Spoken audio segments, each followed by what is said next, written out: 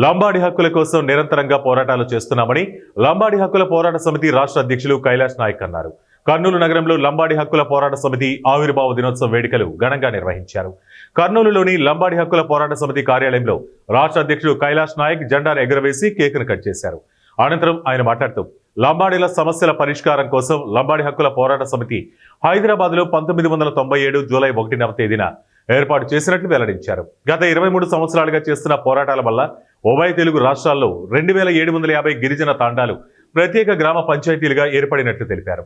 గిరిజనులు మాట్లాడే గోర్బోలి భాషను రాజ్యాంగంలోని 8వ షెడ్యూల్లో చేర్చాలంటూ తెలంగాణ రాష్ట్రం అసెంబ్లీలో తీర్మానం చేసి కేంద్రానికి పంపినట్లు తెలిపారు. ఆంధ్రప్రదేశ్ రాష్ట్రంలో ముఖ్యమంత్రి చంద్రబాబు నాయుడు అసెంబ్లీలో తీర్మానం చేయాలని ఆయన కోరారు.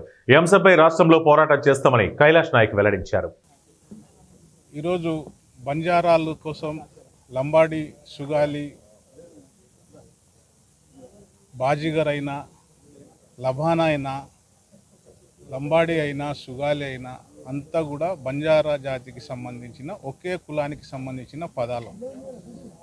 అయితే రెండు తెలుగు రాష్ట్రాలు అప్పట్లో ఉమ్మడి ఆంధ్రప్రదేశ్గా ఉండేవి. లంబాడీ బ్రతుకులు చైతన్యం కోసం, లంబాడి ప్రజల జీవితాలు మెరుగుపడడం కోసం, రాజ్యాంగ హక్కులు సాధించుకునే భాగంలోనే లంబాడి హక్కుల పోరాట సమితి అనే ఒక సంఘాన్ని జూలై 1వ తారీఖు 1997వ సంవత్సరం ఉమ్మడి ఆంధ్రప్రదేశ్ హైదరాబాద్లో ఆవిర్భవించడం జరిగింది. మరి ఆ రోజు నుండి